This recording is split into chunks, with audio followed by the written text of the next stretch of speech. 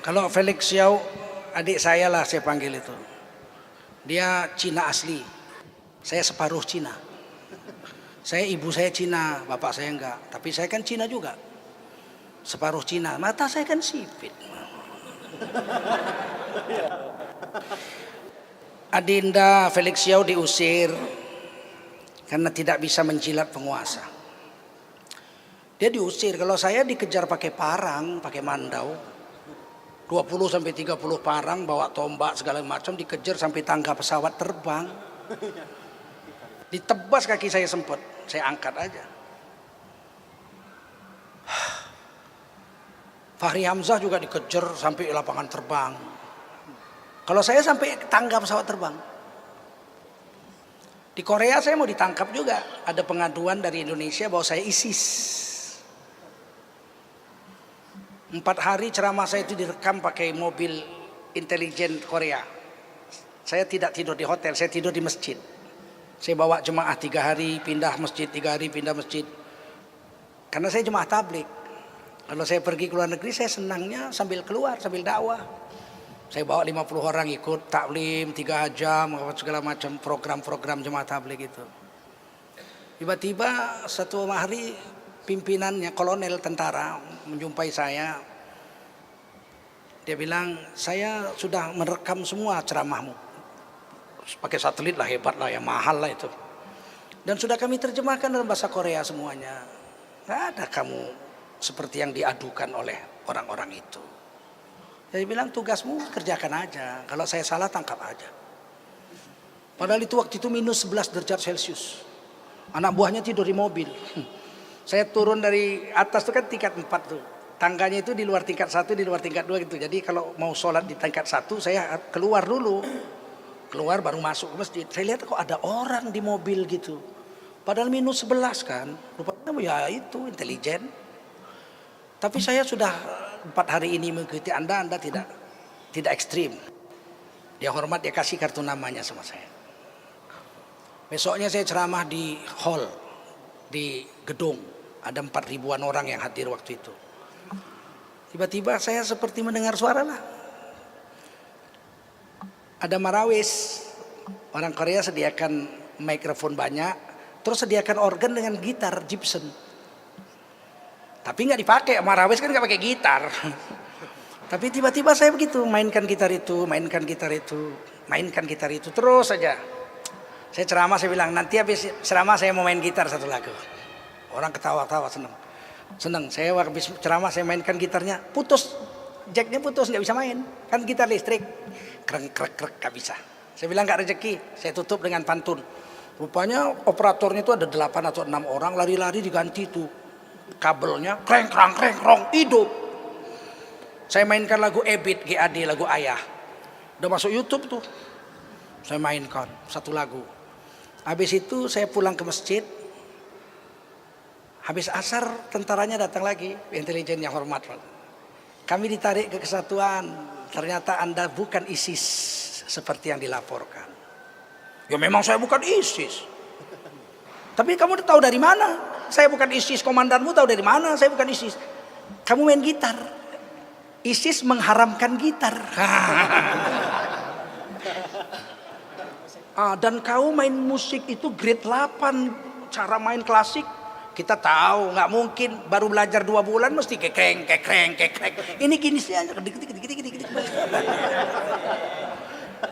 Dan saya selamat. Sisanya 5 hari lagi saya bebas kemana-mana, nggak ada lagi ditahan. Jadi pastilah ada pengaduan. Di Batam saya dibatalkan panitia karena didatangi oleh Parat, nggak boleh. Panitianya nggak berani. Tapi kemudian diambil oleh Sumatera Barat. Sumatera Barat berani mengkelilingkan saya. 3 hari yang di Batam tuh batal. Akhirnya untuk Sumatera Barat, kampung kelahiran kakek saya, Pagaruyung. Kan kakek saya orang Pagaruyung, Batu Sangkar. Saya keliling. Nah setelah itu saya masuk ke Batam, panitianya berani. Dan sekarang saya mendengar setiap saya ceramah tidak lagi didatangi oleh aparat kepolisian. Tidak lagi datang. Tapi saya sempat 11 bulan nggak boleh ceramah di TV. 11 bulan. Semenjak saya membacakan keputusan di ILC, keputusan Majelis Ulama Indonesia di ILC tentang Ahok menghina Quran dan ulama, saya tidak boleh masuk TV 11 bulan. Tapi sekarang sudah boleh. Kemarin saya masuk TV One, berarti saya sudah enggak. Felix Yao masih, saya enggak. Saya sudah selamat. Tapi saya sedih, adik saya Abdul Somad, Ustadz Abdul Somad, ini adik angkat saya ini. Saya baru teringat waktu kemarin saya umroh, beliau jumpa saya di kamar tidur saya. Dia baru sampai jam 12 malam, jam 1 dia masuk kamar saya. Karena saya habis subuh pulang ke Indonesia. Dia ketemu, terus cerita-cerita. Ternyata dia disekolahkan oleh bapak angkat saya, namanya Haji Hashim NT. Saya panggil ayah, kepala LLAJR Sumatera Utara. Dialah menyekolahkan Ustadz Abdul Somad ini masuk pesantren Rodotul Hasanah. Jadi saya kenal dia baru taman SD, hitam orangnya. Dari dulu kurus itu, makannya sedikit. Beliau tuh makan sepiring nggak habis itu, sepiring tidak habis sampai sekarang. Makanya dia kurus. Saya sepiring habis. Kemarin dia diusir katanya di Hong Kong. Pasti ada laporan dari sini, nggak mungkin. Masa ada orang Hong Kong tahu sama Abdul Somad? Mesti ada laporan dari sini lah. Sudahlah. Kalian nilai aja. Kalau kami yang dilarang-larang ini orang jahat, kalian ikuti mereka yang melarang kami. Tapi kalau menurut klien kami orang baik, kalian tinggalkan orang yang melarang-melarang ulama-ulama itu. Jangan pilih lagi 2019. Gitu aja. Kok repot? Jangan memberontak, tidak boleh. Yang rugi kita orang Islam 88,7% di Indonesia. Tapi kalau pemilu depan kita nggak pilih, dia mau apa? Nah, kayak gubernur Jakarta, pemilihan gubernur dia nggak menang lagi, mau apa? Mau apa? Reklamasi dicabut raperdanya sama Anies. Alexis ditutup, mau apa? Nah, nanti kalau ganti penguasa, mungkin kami malah jadi ustadz negara. Ya kan? Oh. Ya kan? Pengajian di istana, gurunya Bakhtiar Nasir, Felix Yao, ya kan? Abdul Somad, Tengku Zulkarnain, ya kan? Wah, bisa saja. Allah bisa menakut, fa'alu lima yurid, fa'alu lima yurid. Allah kuasa menjalankan apa Allah mau. Begitu saja. Bukti dilarang tidak ada, tapi panitia ditelepon dan didatangi ada. Saya diikuti intelijen ada. Ustadz Abdul Somad diusir dari Hong Kong itu kenyataan. Mungkinkah Ustadz Abdul Somad diusir dari Hong Kong tanpa adanya pengaduan dari sini? Nah mungkin, memang kenal orang Cina sama Abdul Somad. Hanya lu orang Abdul Somad, lu orang celama, we orang tahu deh. Tidak tahu deh. Mesti ada lapor lah dari sini. Tapi sudahlah, dia lagi berkuasa, biar saja.